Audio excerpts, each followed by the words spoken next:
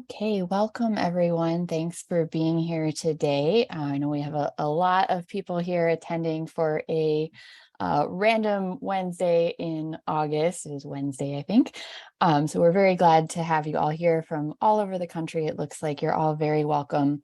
Today's webinar is an introduction to project outcome for both public and academic libraries. Just a few more housekeeping details before we get started. As you know, this webinar is being recorded, and you'll be able to access that recording within a day or two. Throughout the webinar, again, please share your ideas, your questions in the chat. We will be pausing to address questions at a few different points throughout the webinar, and we'll also plan to leave time for questions at the end. And with that, I'd like to introduce today's presenters. My name is Sarah Gerk. I am project manager for data and research at the Public Library Association, where I manage all of our various data initiatives. And joining me today are my colleagues, Gina Parsons-Diamond and Katina Jones. Gina is program officer at the Association of College and Research Libraries, and she supports project outcome for academic libraries. Katina is PLA's new program manager for evaluation and assessment, and she works on project outcome as well as PLA's other data initiatives. You'll be hearing from all of us today. Today's webinar again focuses on an introduction to project outcome. So I'm assuming many of you are probably new to using this toolkit or maybe looking for a refresher to get back into it. So project outcome is a free toolkit. It's designed to help libraries understand and share the impact of essential library services and programs. It provides simple surveys and an easy to use process for measuring and analyzing outcomes. Project Outcome also provides libraries with resources and training support to help you apply your results and advocate for your library's future. If you haven't signed up yet, you can do that now. It's quick and easy and free. It's at projectoutcome.org, and it's available to all public and academic libraries worldwide. If you're not in the US, you might just need to send us an email to get your library set up, but we can absolutely do that. So today's webinar focuses primarily on outcome measurement and why it matters for your library. We'll walk you through using the Project Outcome Toolkit, and we'll share case studies as examples of how other libraries are using Project Outcome for improvements and advocacy. I want to start with a couple definitions to make sure we're all on the same page when it comes to talking about impact and outcome measurement at libraries. Many libraries traditionally have gauged success through their patron and user stories and information about usage. As times have changed, we've seen the needs for the types of data and evidence that libraries want. Those needs have changed as well. Your valuable services can't live only through intuition or assumptions about continued support. We've seen that support being challenged, unfortunately, in all sorts of ways. So measuring impact is a way of helping libraries to demonstrate the value of their programs and services. To show impact, it's helpful for libraries to have more data and evidence to back that up. However, we know that assessment or evaluation can be easier said than done. It presents a number of challenges, particularly because each library and each community is going to have its own needs and usually also has limited time or resources to devote to data collection and analysis. There can also be a lack of understanding about what it matters to measure or why. So as a result, we sometimes measure what's easiest, or we don't sufficiently consider what's going to make the most difference. And that's not only a problem in the library world. We see that in many sectors, many areas as well. Libraries struggle to realize the full potential of assessment, sometimes because of the challenge of initiating and managing the process. Other times it's a struggle to collect or to use the data effectively. So throughout the webinar today, we'll be sharing some tips for ways you can strategically measure your impact and outcomes at your library in a way that meets your particular needs. Outcomes are a particular type of impact measurement. The definition we use for the purposes of project outcome is outcomes are specific benefits from library programs or services. They can be quantitative or qualitative, and they're expressed as changes individuals perceive in themselves. Outcomes help answer the question, what good did we do? Or another way of framing it is they describe how learners have changed as a result of our efforts in the library.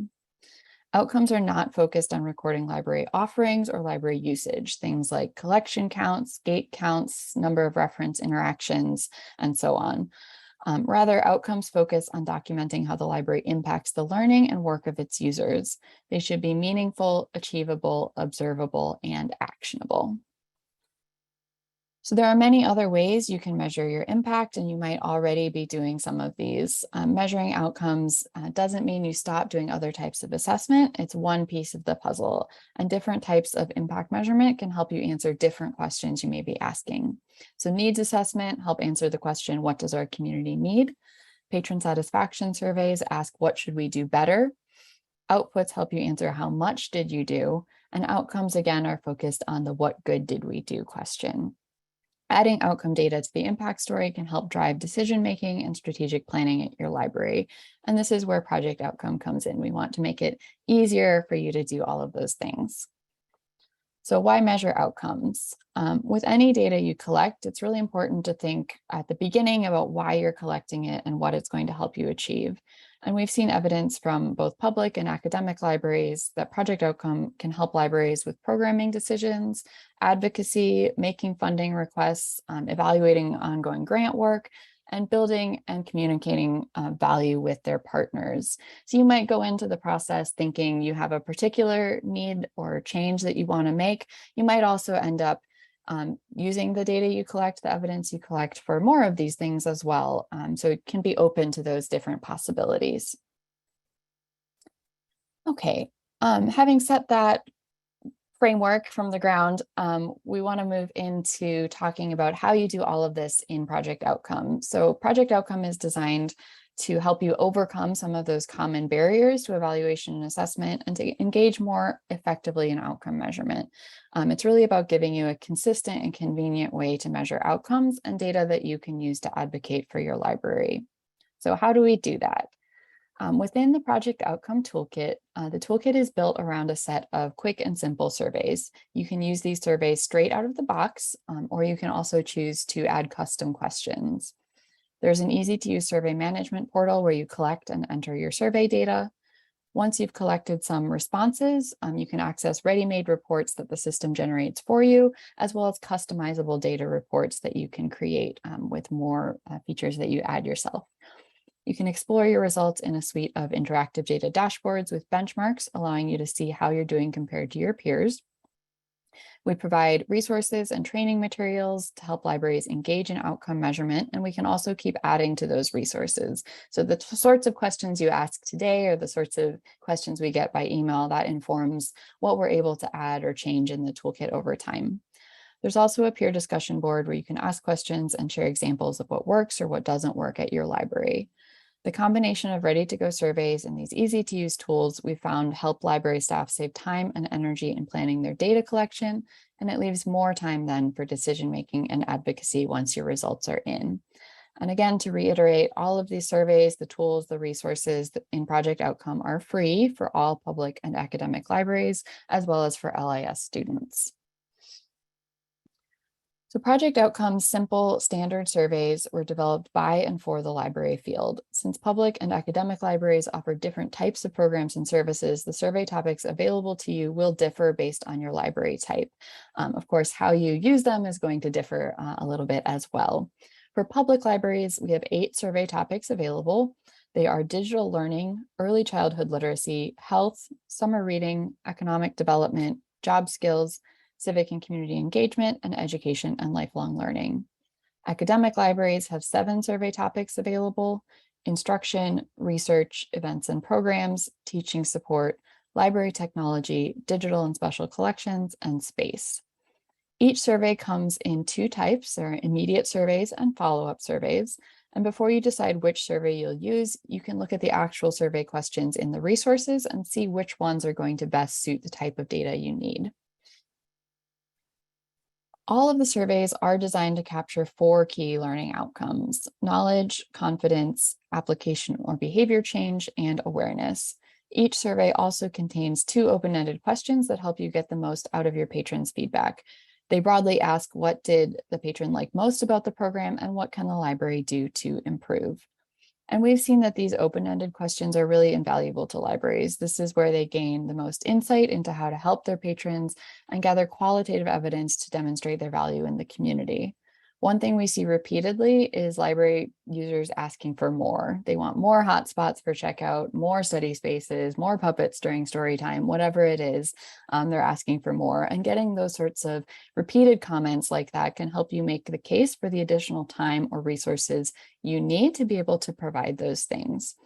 The quantitative results can also help support that sort of case by showing that what you're already doing is making a positive difference. So in practice, this is what a project outcome survey looks like. This is the Education and Lifelong Learning Immediate Survey for public libraries. It's really the most generic of all the surveys, and it can be used for a broad range of programs, which is why we use it as an example here. The text in bold, those 4 words, learning, confidence, application, awareness, those align with the 4 key outcomes that we've mentioned. Those first 4 questions on the immediate surveys use a Likert scale for responses, so a scale from strongly disagree to strongly agree. On the follow-up surveys, the quantitative questions use a yes/no format. This is the standardized survey as it's available in the toolkit. You also have the option of adding up to 3 custom questions to a survey. It's also important to remember that you set the context for the survey when you administer it. So your patrons know what they're being asked about. You're telling them, please fill out this survey about today's program, right? They get that context when you administer the survey. All of the surveys are available in English, Spanish, and French. Academic library surveys are also available in Arabic. If your library has translated surveys into other languages, and if you are willing to share those, we are also able to make translations available to all users through the back end. So we haven't had the opportunity to do that yet, other than the Arabic surveys for academic libraries, but we'd love to be able to offer the surveys in other languages as well. So please follow up with us if that's something you're interested in. To choose the right survey, it's important to keep your library's needs and goals in mind. You can look at the library programs and services that relate to those goals and consider which ones you should survey. It might be programs that you've been running for a while but have never gotten feedback on, or maybe you're trying something new and you want to get a sense of how well it's working. Again, you can review all the survey questions in the resources and see which survey topic and which type will get you the most useful data. And if there's additional information that you need beyond the standard questions, you can consider adding those additional custom questions as well. It's also important to think about how you survey. So if you're running virtual programs still, you'll want to be using that online survey link for the most part, I would imagine. For in-person programs, you could share the survey directly by giving printed versions out to program participants or by sharing a link at the end of the program. You can also share surveys indirectly, for example, by posting them on your library social media page and asking anyone who may have participated to complete it. There's some risks of that you might get non-participants, but that is an option. It's also important to consider how you frame the survey request in order to encourage participation. It can be helpful to emphasize the importance of feedback and emphasize that the survey is short.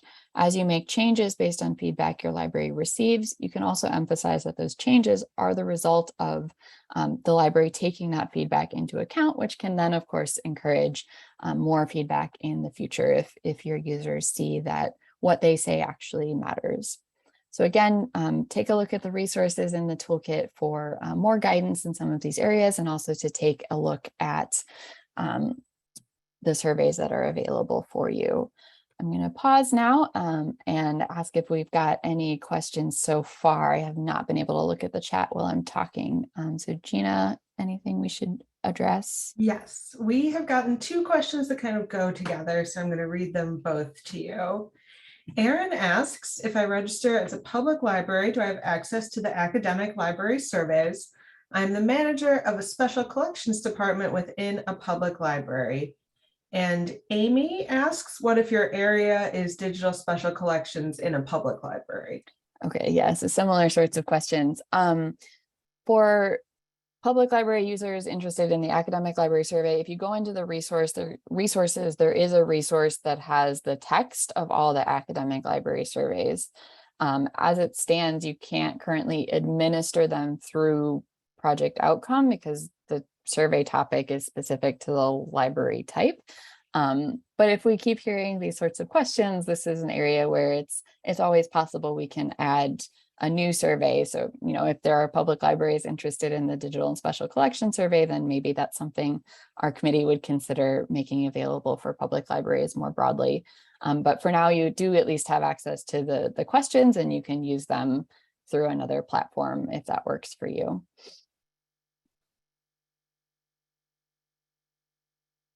All right.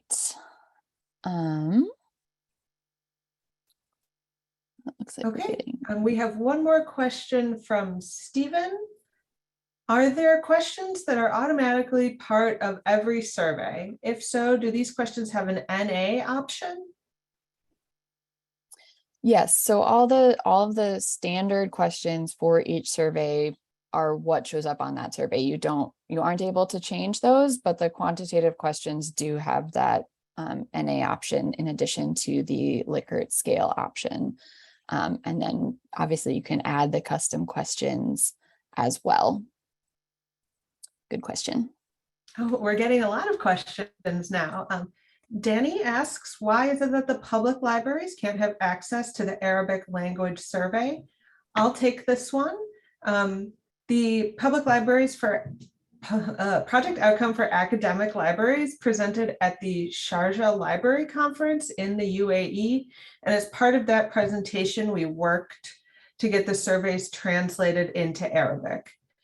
If you know somebody who is good at translating and would like to get the surveys translated, we're more than happy to work with you. We just haven't had the staff time or capacity to do the public library surveys yet. Yes, so that's any language. I know I presented an international conference earlier this summer, and there was maybe some talk about getting them translated into German or Dutch. So we'll see what happens, but we would need someone to work with us on those translations. So we're happy to do that work. We just need the interest and the time out there. Okay. Caitlin has a question. Are you able to backlog answers? For instance, if you administer a paper survey, can you enter the responses later? And the answer is yes. In the next section, we'll go over how to collect and enter responses into the toolkit. And then the last question for right now is from Teresa. Is there a single school account, or does each person have their own personal account? Sure, I'll take that as well. Basically, you can do it either way. You can have as many people at your library or university sign up for accounts as you want. All your data is tied to the library level for public libraries, or the institution level for academic libraries.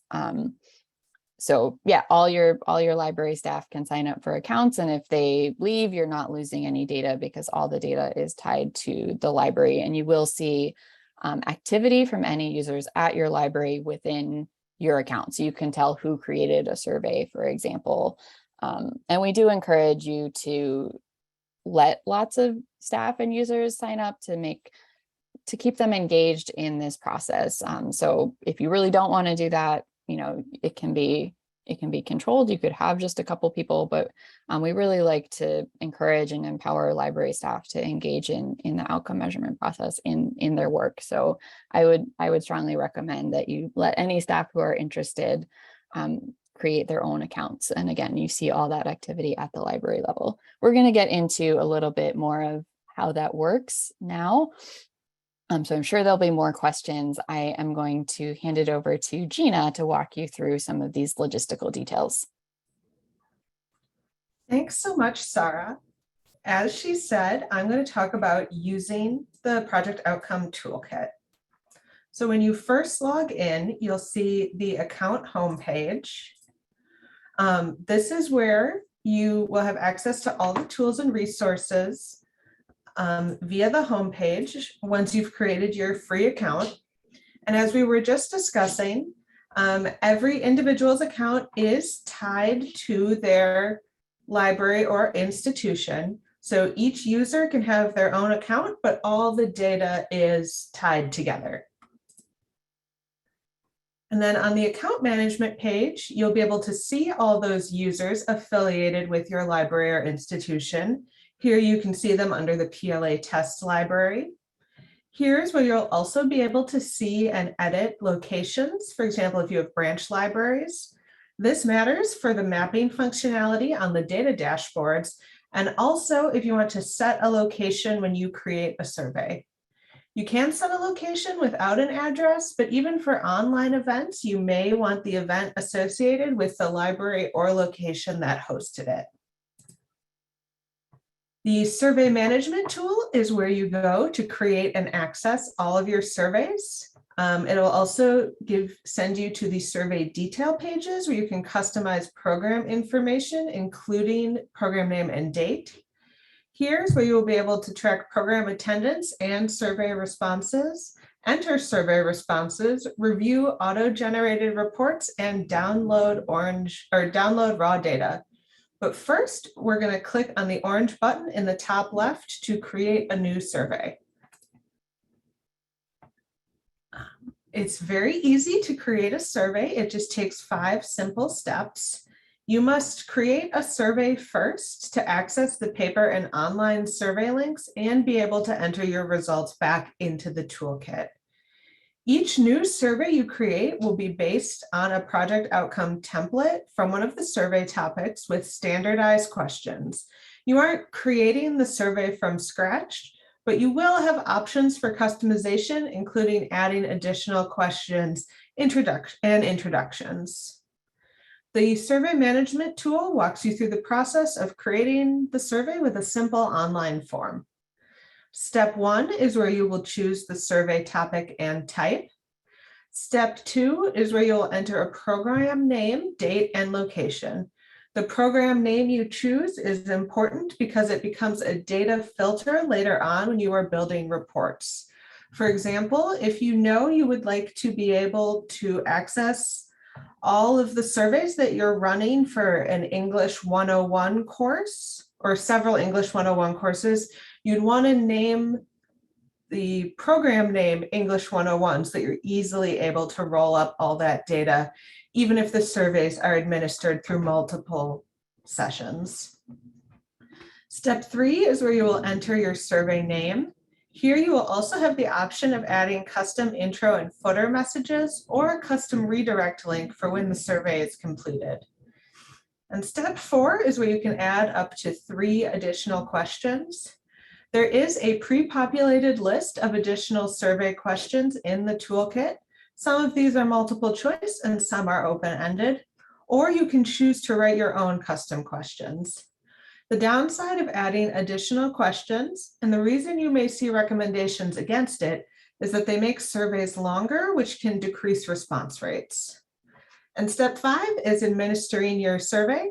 As we said, all surveys are available in English, Spanish, and French, and the academic surveys are available in Arabic. You can administer your surveys on paper or online. The online surveys are mobile friendly. Paper surveys generally have a higher response rate, but the online surveys allow your data to be directly imported into project outcome. So there are pros and cons to both. Once a survey is created, you can make changes via the survey detail page. The changes you make will be limited if you've already begun to collect responses for this survey. This page is where you can also find the links to the PDF or the online versions of the survey. Click on the embed button to get code that will allow you to embed your survey in another web page like a LibGuide or a course guide. You can enter the program attendance on this page as well to be able to calculate your survey's response rate. As we discussed earlier, there are several ways of collecting and entering survey responses. First, you can send patrons the URL where they can fill out the survey online, and that data is automatically entered into the system. You can enter responses one at a time yourself from paper surveys using that orange Enter Responses Online button. We also provide a bulk entry URL That URL will take you to a page that looks just like a spreadsheet where you can enter multiple rows of responses. The nice thing about this system or this option is the URL can be shared with people who are not project outcome users, for example, student workers or library volunteers, and they will be able to enter the data but not have access to the rest of the system. And finally, we provide a bulk upload Excel template that you can download, put your data in, and re-upload it here. This template is unique to each survey you create.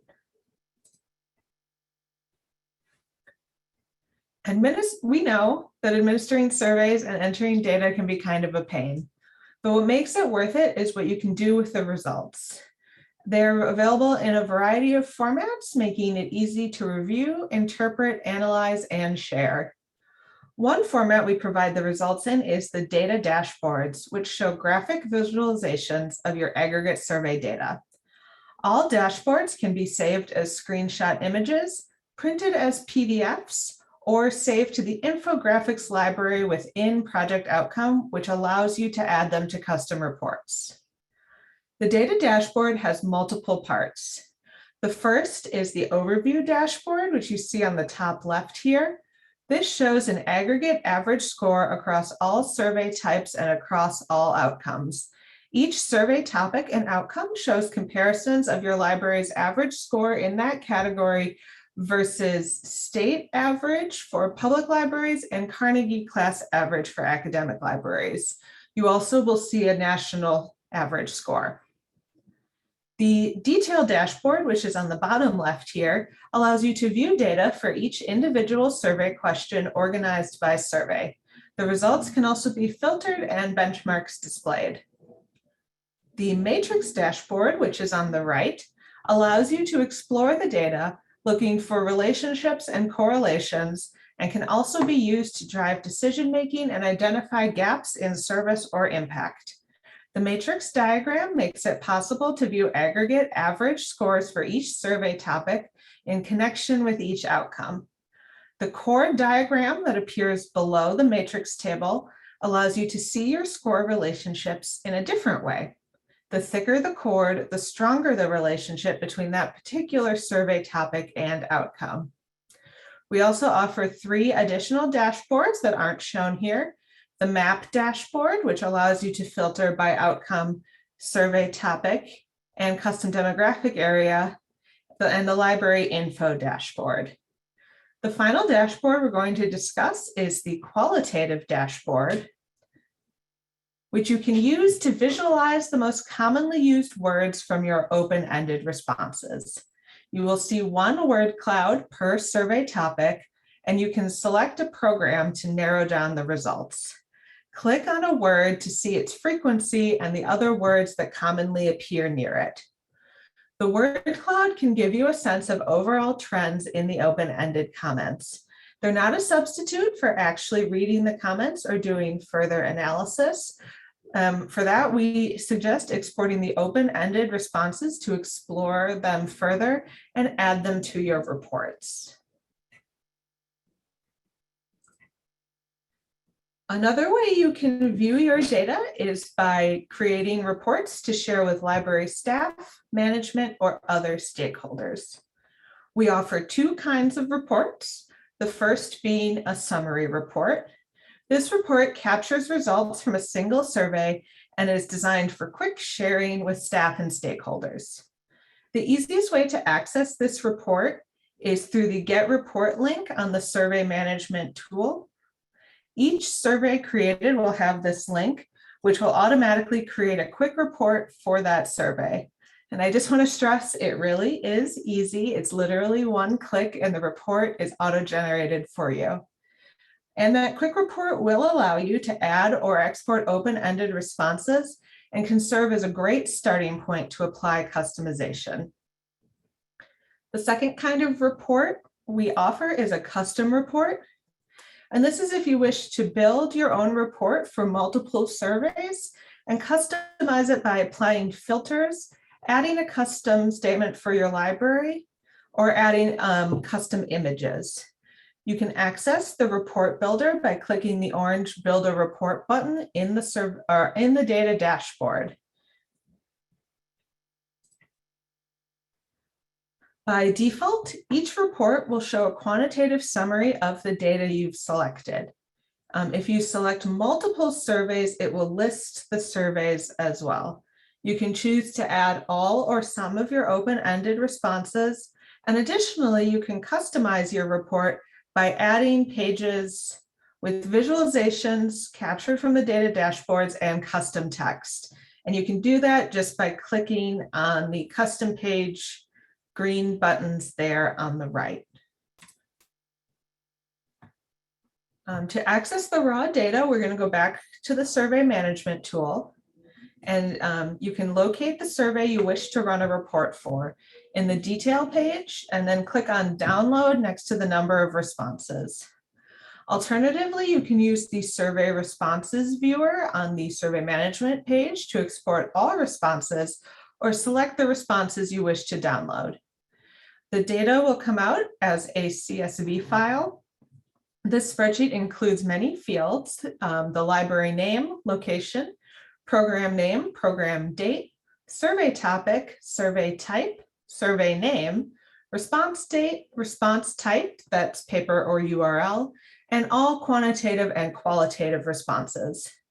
Raw data is available as soon as the data enters the system, so you will want to be cautious about downloading it mid-cycle. Thank you so much for bearing with me as we did that incredibly quick overview of the toolkit. I am happy to answer any questions people may have. Thanks, Gina. There is a question about the embedding feature. Can the survey be embedded in a learning management system like Canvas? I know the answer is yes, but I wonder if maybe you have examples to share related to that. I know surveys have successfully been embedded in LibGuides for academic libraries. Basically, anywhere where you can put in some HTML code will successfully embed the survey. If you have any problems with that, just feel free to reach out. Another question about translations as well. That seems to be a popular topic today. So Kate asked if you can translate the surveys ourselves. We have Portuguese speakers that we would like to reach with the surveys. So you can translate them. If you're doing it yourself, you would need to administer the survey with that translation outside of project outcome. We would be happy to make that translation available to all project outcome users if you're able to share it with us. So if you can share the translations, we can embed those, hard code them into the toolkit and make them available to all users. And again, we're happy to do that. So please let us know. Okay, a question from Catherine. Is it possible to report on the basic program info you've entered, like your attendance or adult or youth type programs? I'm not entirely sure where this question is going. You will see on the reports, the attendance figures can be included. You can also, in the custom reports, like for a particular survey topic, for example, you can include multiple programs related to that survey topic. So you would see, the number of people who attended those different programs that fall under that particular survey topic. There are some basic figures like that get included in the custom report. So I'd recommend taking a further look at that.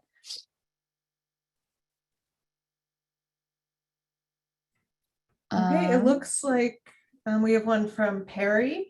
If someone leaves the library, are we able to remove their access in project outcome? Yes. You can flag them on the list of people from your institution to be removed, or you can get in touch with us directly.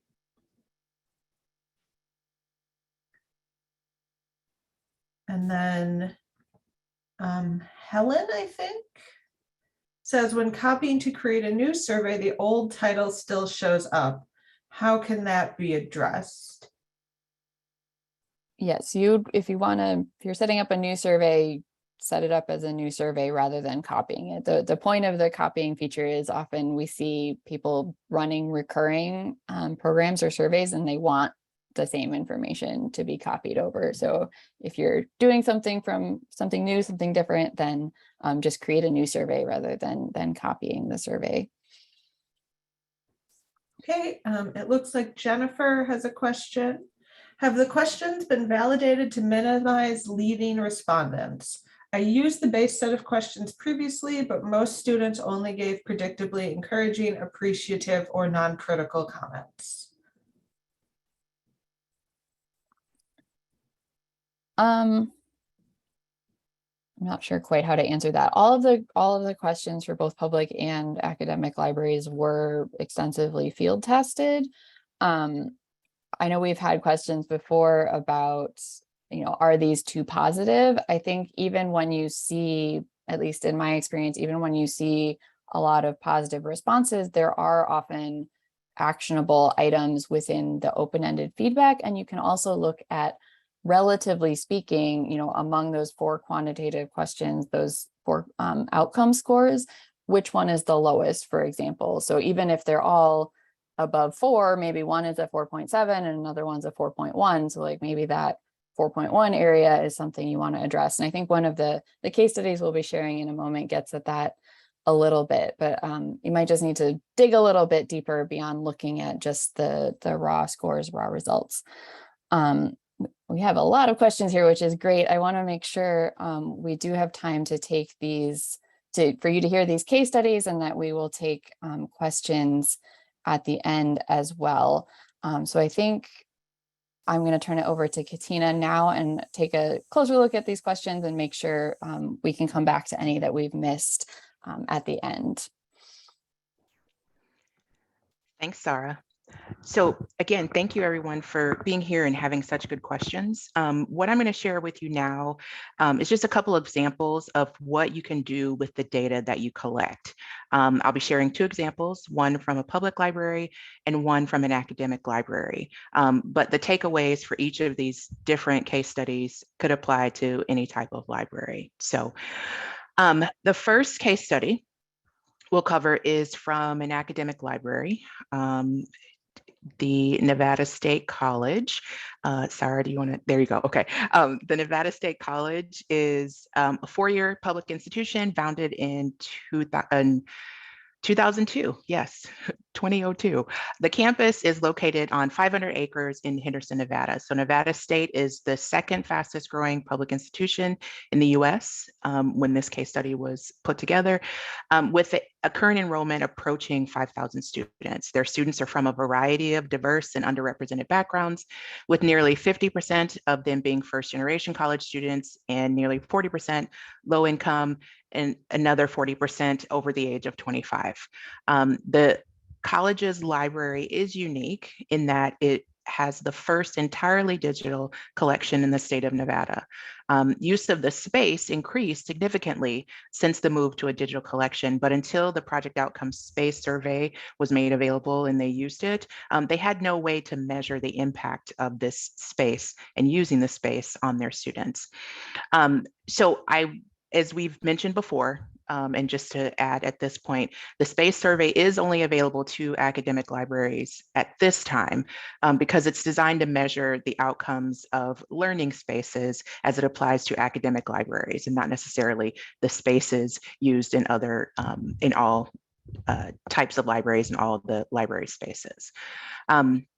So back to Nevada State and how they used project outcomes. So to measure the outcomes of the library's physical space, the staff administered the survey to students who had booked study rooms via LibCal. So they had a pool of students that had booked their study rooms, and those are the ones that they administered the survey to. Overall, they did get positive responses, but the lowest score came in on awareness, and we'll see that on the next slide.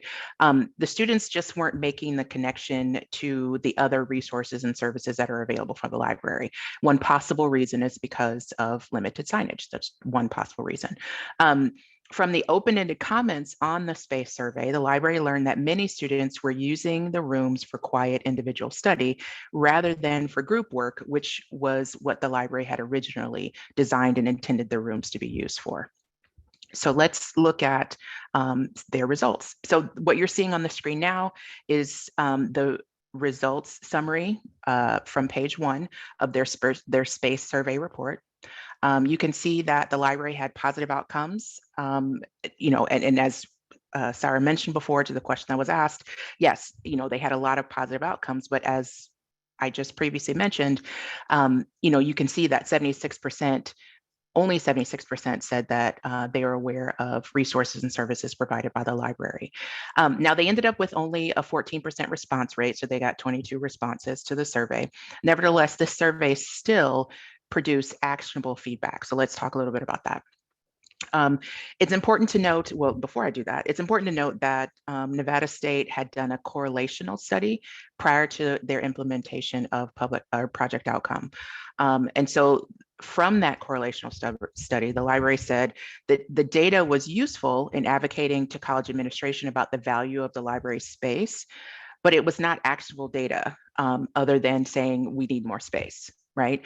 And so this correlational study didn't allow them to discover any ways that they could improve the space to better meet the students' needs. Again, those open-ended questions help the students to be able to express their needs from the library. So from a combination of the project outcome data and data from this correlational study, they did, from the correlational study they did in the past, which again had positive responses, but didn't deliver results that were actionable, like the project outcome data, the library was able to incorporate the specific feedback they got from project outcome, again, in order to ask the administrators for things other than just, we need more space. So let's look at what they did. So what actions did they take? They improved signage. So they introduced digital signage, a rotating slideshow on screens when not in use, to advertise library services. They placed table tents in the study rooms to promote events and resources. So awareness was the lower of the changes after the survey. So they increased awareness by improving signage.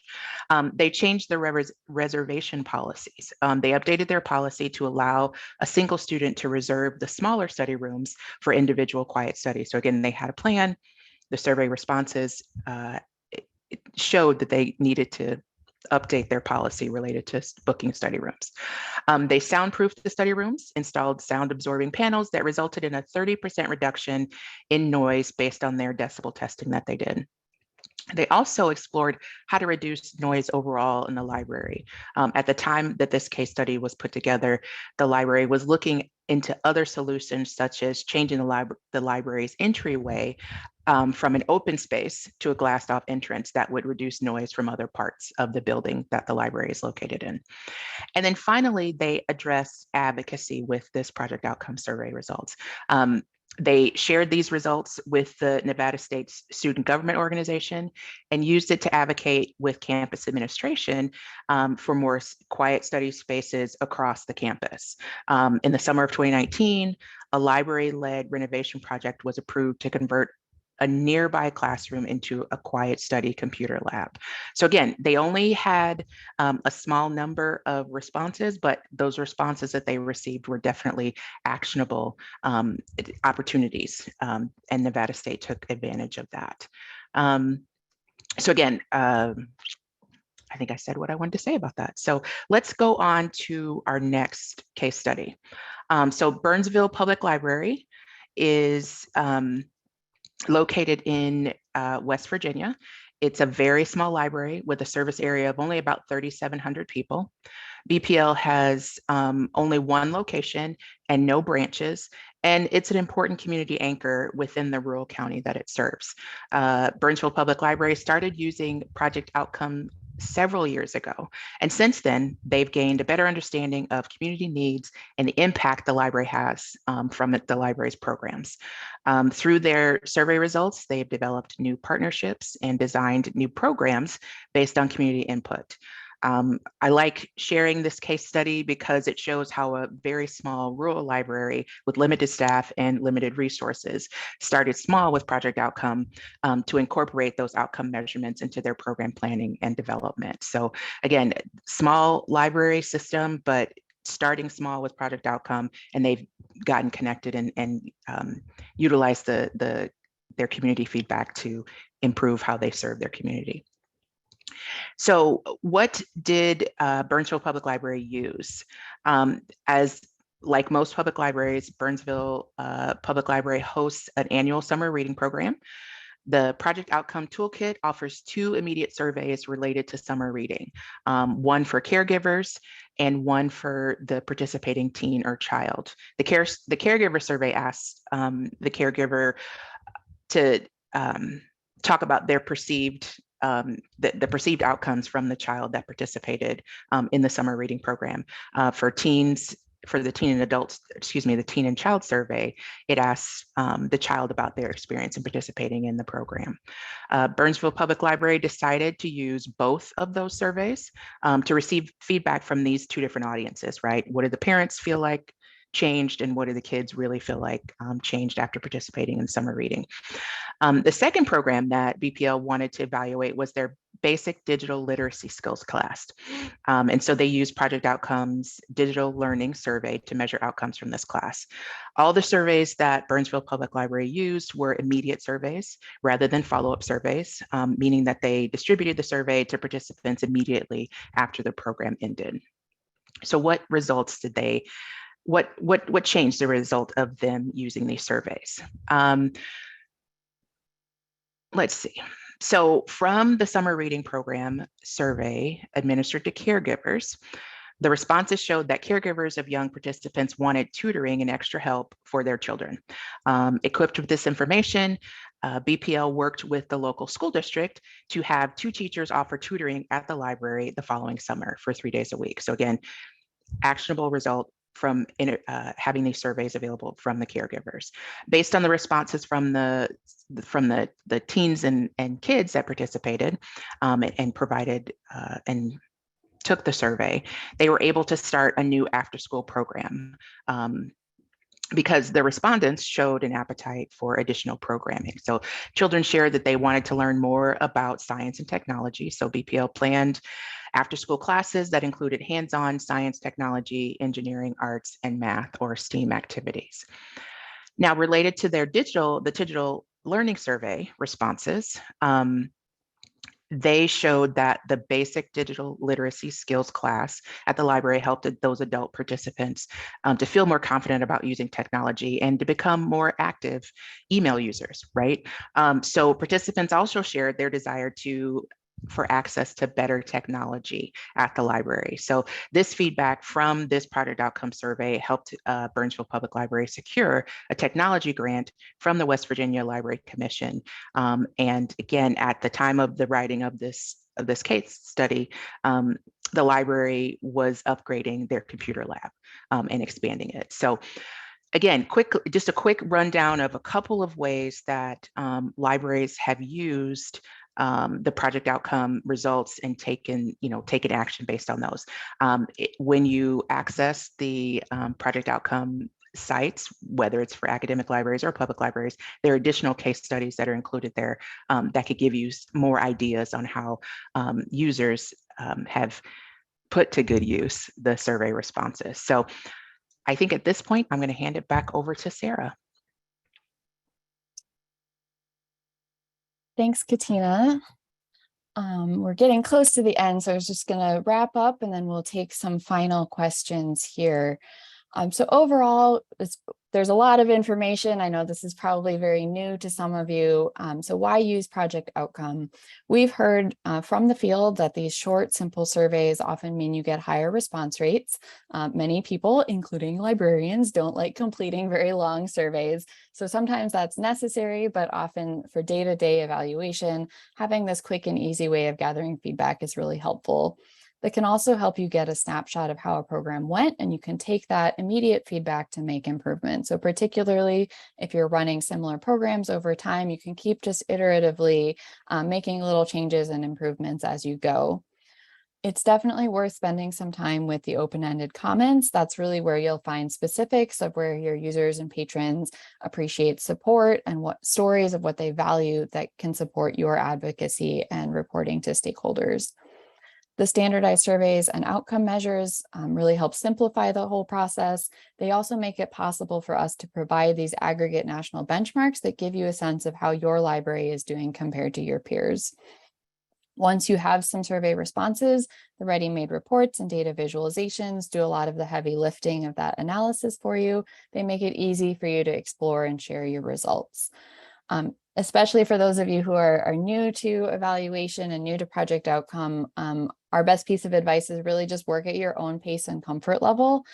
Start small, see how it goes, and learn from there. As you become more comfortable, there are many ways you can dig deeper and customize your survey and reports and the ways in which you use this toolkit. Again, the value of engaging in this process is really to be able to use the data that you collect to take action. These might be actions that you plan or anticipate in advance, or they might be driven by the sorts of feedback you receive, as illustrated by the case studies that Katina shared. To help you through the process, there are numerous resources within Project Outcome that cover every step of outcome measurement from planning through action. You can also find more examples of how libraries have implemented Project Outcome and taken action with their results in the case study section of the resources. Mostly these resources are similar for public and academic libraries, though we use different examples and use cases. And we do constantly add new resources here based on user needs and based on the sorts of questions that we get. So please do get in touch with us. One that I want to call attention to in particular is this data collection roadmap. So if you're new to assessment or new to project outcome, it can help you keep track of the steps to follow. However, while this presents a linear picture of the process, I would emphasize that really it's better to think of it as an iterative process. With regular evaluation over time, you'll repeat this process, and that in itself is a learning process for your library. So your library's programs and services can continually improve through each iteration. Again, as you're engaging with the toolkit, remember that you can ask others how it works for their libraries. The peer discussion boards are open to all registered users, so you can reach out and ask people what they're doing. You can also ask questions there that other staff can answer. Project Outcome has been in the field for several years now, but we do continue to try and work on improvements over time, and we do have some more coming up this fall. This summer, we did have unfortunately, some issues with our servers for the site. We are still working on resolving some of those underlying issues and making upgrades that will ultimately lead to much better performance for the site. So please bear with us while those updates are in progress.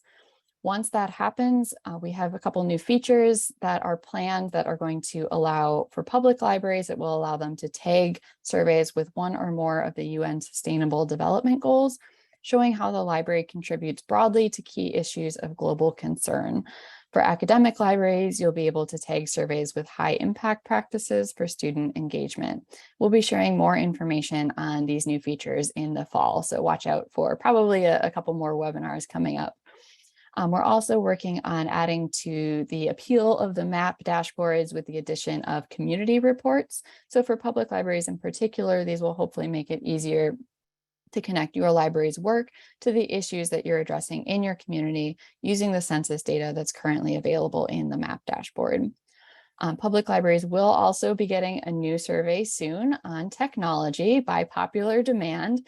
It's modeled on the Academic Library Technology Survey. So we'll have that coming up also hopefully this fall, and there'll be email updates when these new features go live. We also do have a Project Outcome social media accounts on Facebook and Twitter. So you can also follow us there for regular updates and reminders.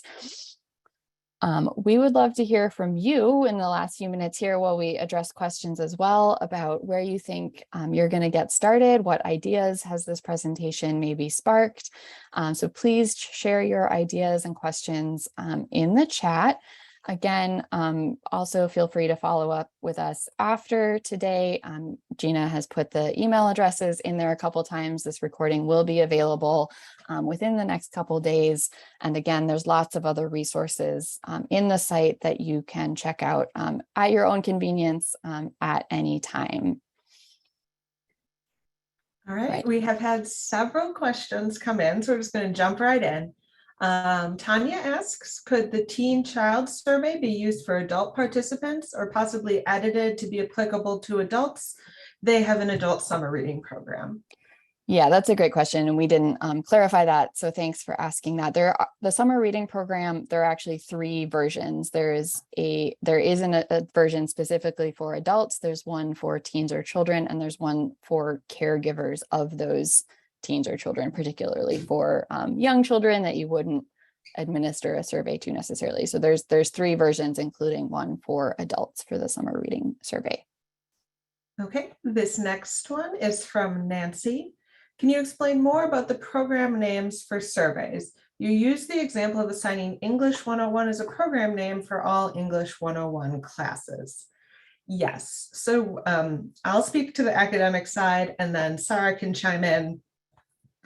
But we've found a lot of institutions are running the same program for several classes or over several semesters, be it an English 101 one-shot, a library orientation one-shot, things like that. And if you want to look at all that data grouped together, the easiest way to do that is to give all the surveys for the similar courses or the courses you want to look at together the same program name. And then when you build a custom report, you will be able to build a report based on that program name, and it will automatically roll up the data for every survey that's nested under the program name. So if you're looking to, quickly gather up all the data from several surveys, the program name is an important factor in that. Yeah, similar for public libraries. It's just a sort of level below the survey topic. So for the early childhood literacy survey for public libraries, I know we see it being used for story time a lot, but you might have a story time for infants versus a story time for like grade schoolers. So you could use the program name as a way of distinguishing that and then being able to easily see the results specific to that type of program. So it's handy if you kind of put a little bit of thought into how you structure it and what program names you use beforehand. If not, it's not a big deal, but just makes things a little bit easier when you're looking at your results. And then Carolyn asks, is there a way to collect names or email addresses of those who complete the survey? All right, good question. All project outcome surveys are anonymous, and we actually ask that you do not collect any personally identifiable information within project outcome. If you want to do something like offer incentives or be able to follow up with survey participants, we recommend collecting that information in a separate way. So you can use a sign-up sheet, for example, for in-person programs, ask people to put their names and email addresses there, but then on the survey, you're just collecting anonymous results. And that is really important for protecting patron privacy. Okay, and then Joyce from an academic library asks, she wants to try and find out the interests of the community as the Burnsville Public Library did. Are the surveys from the public library available for academic libraries? No, the survey topics for public and academic libraries are separate. You can see the questions for the public library surveys in the preview surveys, but you cannot administer them. I would say that you can still try and gauge the interests of your community based on the academic survey topics. It just depends on what you're looking for. I think events programs could be a great way to find out what your community is interested in. Right. Another looks like public library specific question about survey participants. Are they specific to my library service area or random? The people who fill out the survey will be ones that you send, you give the survey to. So if you're handing them out on paper at the end of the program, your survey participants are the ones who decide to fill it out there. Or if you send it out via an email link. The benchmarks you get, so looking at how your library is doing compared to your peers. For public libraries, you see that at the state, national, and international level, and that's you're benchmarking against other libraries that have used project outcomes. So it's all the project outcome data that's in the system goes into those benchmarks that you see in the dashboards. Okay, and then Lisa asks, is there a way to do a program-specific survey that is not related to reading? I would say you can name your programs, whatever is most valuable for your library, and use whatever survey topics you would find most useful. We're not here to police the use of the surveys or the survey topics. We encourage libraries to use them in a way that is most helpful for them. Definitely. And if this is your first time, if you're pretty new to project outcome, I'd really encourage you to go look at the resources, look at the survey questions, that those are in one of the resources. And that'll give you a bigger sense of, what sort of data you can collect, and look at the case studies as well to see, more ideas for how other libraries have done this. And as you have more questions from there, definitely feel free to reach out to us. We're always happy to answer those. Any questions we get from our users. So I think we're just about at the hour. The recording will be available within the next day or two. It'll be in the resources as well. So thank you all again for coming today. We really appreciate it. Great questions, great discussion.